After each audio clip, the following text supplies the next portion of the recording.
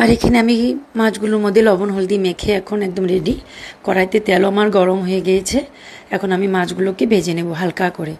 আর কিন্তু পাবদা মাছ কাঁচাও রান্না করে, কিন্তু আমি না অল্প হালকা করে ভেজে নেব, কারণ আমার না আবার কাঁচা মাছটা তো ভালো লাগে না, তো তাই।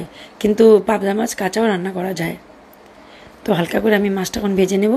তারপরে আমি মশলাগুলো এদিকে রেডি করে নেব। এখন মাছগুলো ভাজা হোক আর আমি এখানে মশলাটা রেডি করে নিই। আর এখানে আমার মাছগুলো ভাজা হচ্ছে আর আমি এখানে বিস্কিট খেয়ে নিচ্ছি। আর মাছ ভাজা হচ্ছে, কারণ আমার অল্প খিদে পেয়েছে, তার জন্য একটু বিস্কুট খেয়ে নিলাম।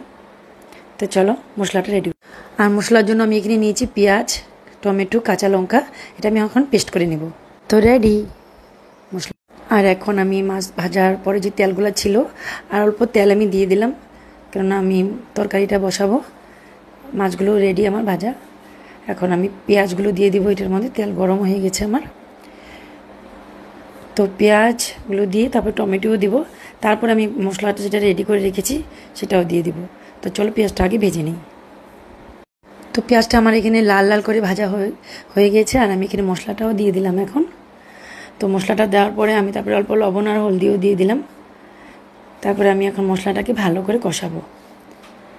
মশলাটাকে কষিয়ে আর দিয়ে দিব টমেটো উপরে। তারপরে ভালো করে মশলাটা কষানো হয়ে গেলে 5 মিনিট আমি কষাবো, তারপরে দেখাচ্ছি। মাছগুলো দিয়ে দিব তারপরে।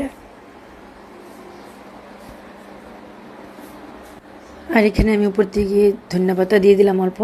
তো মশলাটা কষানোর পরে আমি মাছগুলো দিয়ে দিয়েছি অল্প জল দিয়ে। আর এখন আমি ধনিয়া পাতাগুলো দিয়ে দিলাম। আর কে কোথার থেকে দেখছো আমার ভিডিওগুলো কমেন্ট করবে। আর তোমাদের সাথে আমি সব কিছু শেয়ার করি, যাই রান্না করি যাই করি। তো তোমাদের যদি আমার ভিডিওগুলো ভালো লাগে তো লাইক কমেন্ট করবে। আর আমার গলাটা কিন্তু খুব ব্যথা, তাই কথা বলতে অসুবিধা হচ্ছে। দেখো কয়দিন থেকে আমার গলাটা খুব ব্যথা, তো কথা বলতে অসুবিধা হয়। কিন্তু তোমাদের সাথে কথা না বললে তো আমার ভালো লাগে না, সব কিছু শেয়ার না করলে আমার ভালো লাগে না। তো তাই সব কিছু শেয়ার করি।